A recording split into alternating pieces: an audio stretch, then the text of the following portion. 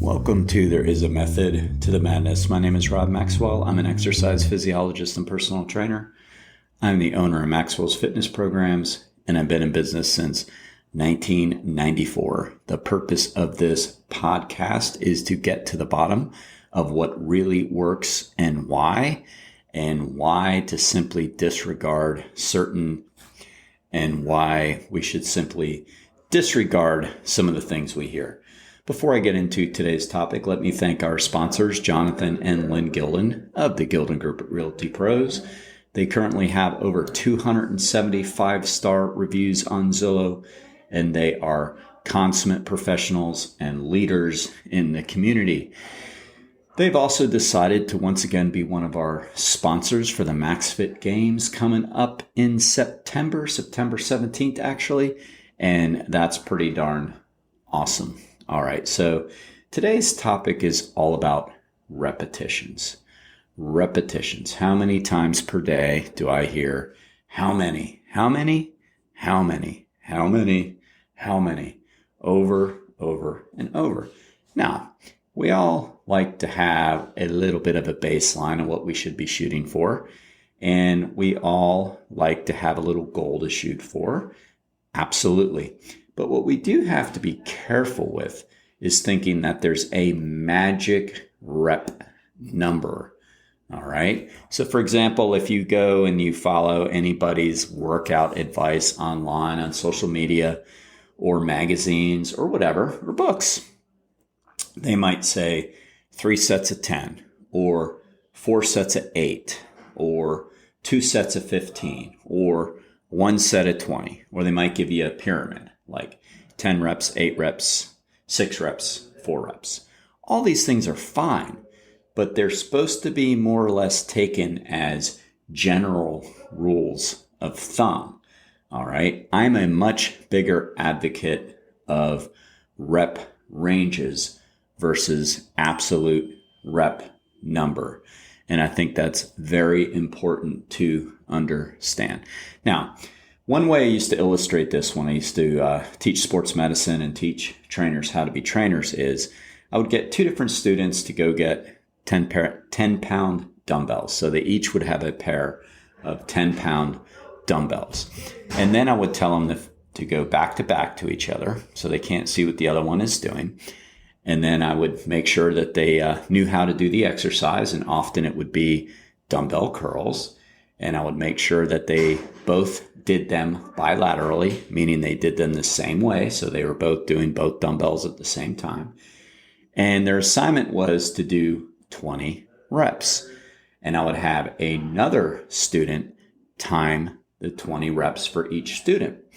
So they would go back to back, and right away I'd be looking at the students, and I'm not so sure they completely understood what we were doing at the time, but you can notice right away that one was going faster than the other. And in some cases, if I looked out with the example, it would be significantly faster. And they would eventually both hit their 20. And oftentimes a person would hit 20 reps and the other person was only at 15 or so.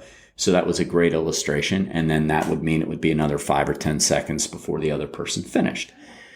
And then I would look at the students and I would turn them around and I'd say, well, you did yours in 62 seconds and you did yours in 75 seconds. Say, oh, okay.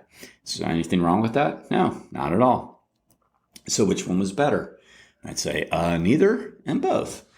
And I would use that as an illustration that we have to be careful that we think a certain rep number is ideal, because there really isn't an ideal. All right. So if you look at the research on acute program variables, which are the things that we use to build a workout, there's reps, there's load, there's sets, there's tempo, there's rest between sets, there's number of exercises. There are general recommendations.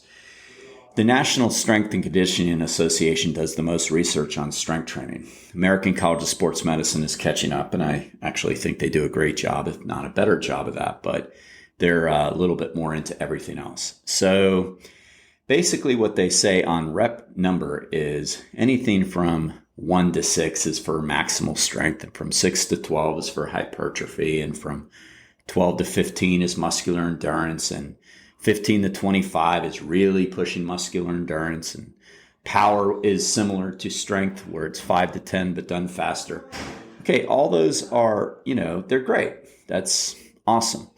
But too often that information's given out. I mean, it's given out in all the literature, but a lot of trainers who are not really certified or qualified to be interpreting the research will think those are like the gold standards and not give any thought to the quality of the rep, the timing of the rep, the tempo of the rep, the arm length, the leg length, which are all these things that are going to matter when it comes to reps. All right. I mean, we all have different speeds, and there's no question that manipulating the speed of the repetition can be a good thing for sure. And we can also use different tempos on different exercises. So, sometimes we do need to change the tempo.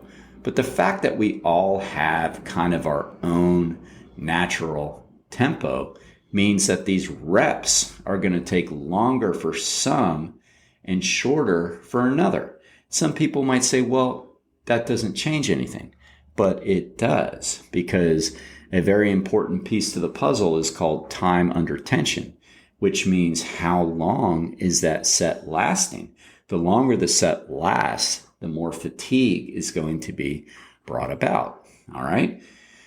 So I'm not saying disregard reps at all. I use them. We have to use them. We have to use them as a way to help people know approximately how long they should be doing an exercise.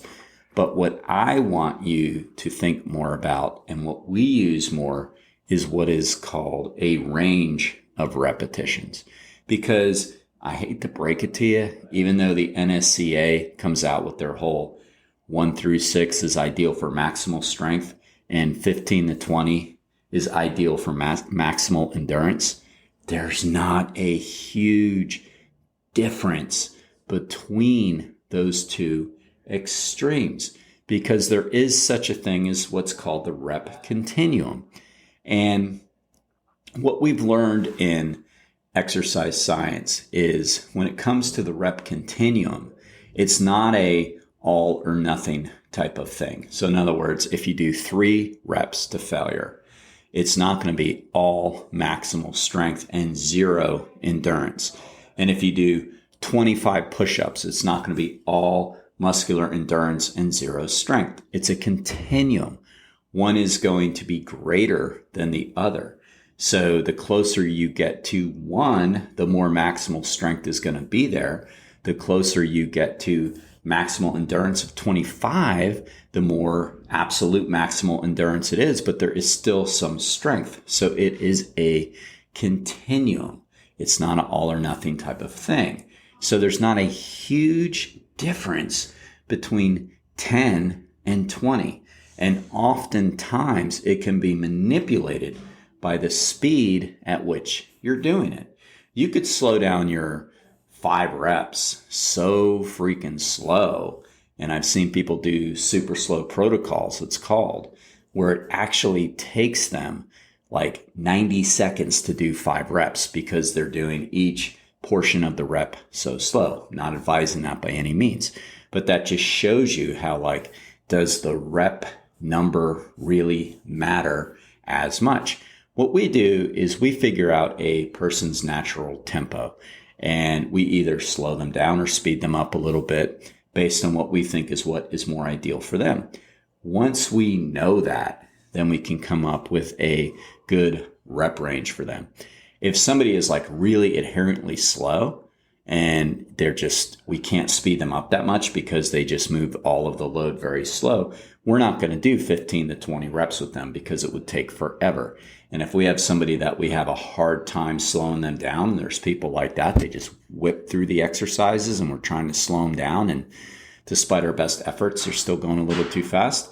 There's no way we're going to have them do 10 reps because they'll be done with their set in 5 seconds.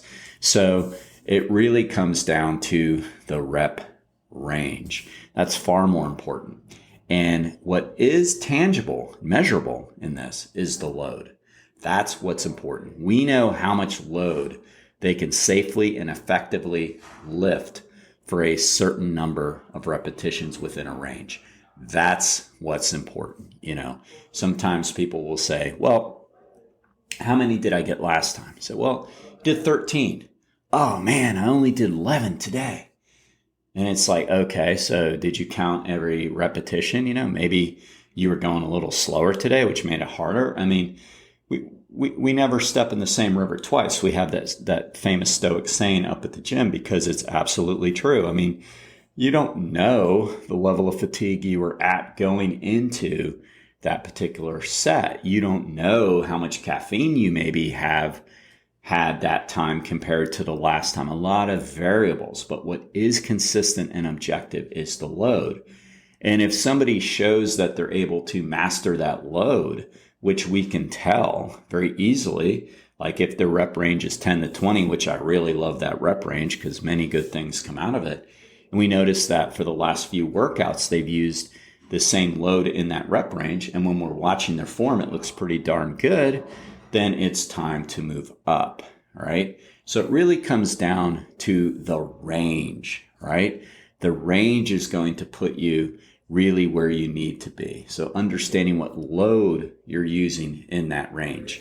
And if you're using more weight in a particular range, and again, the most common range I like to use is 10 to 20, but there are people I change that with because of, again, the tempo at which they naturally operate. If somebody is a Speedy Gonzalez, their range is maybe going to be more 15 to 25 because I want them to get the most out of the exercise.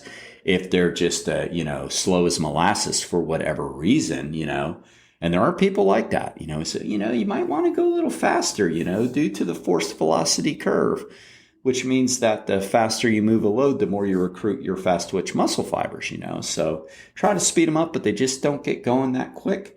Well, there's no way we're going to go to 20 reps because each set would take 2 minutes, and that's just counterproductive. So there are deviations to where we extend the range 5 reps one direction or the other.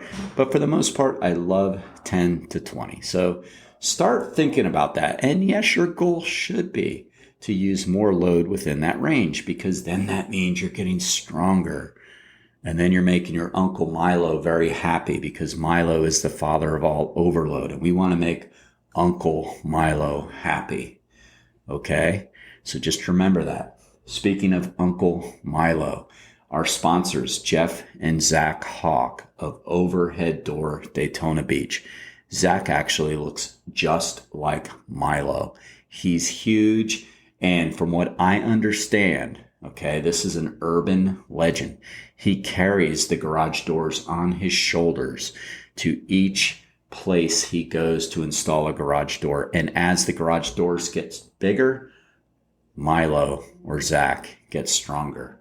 Okay, that's, being a little silly, but we all know that they're the best. So, what plug do they actually really need? Who doesn't have an overhead door in their garage around here? Come on, they're simply the best. They've been around forever. And these guys are absolute gentlemen in the area as well. Very generous. And I really value people who give back to the community. I think it says a lot about them and their business practices. So Overhead Door, thank you. And I will put their information in today's show notes. Bye-bye.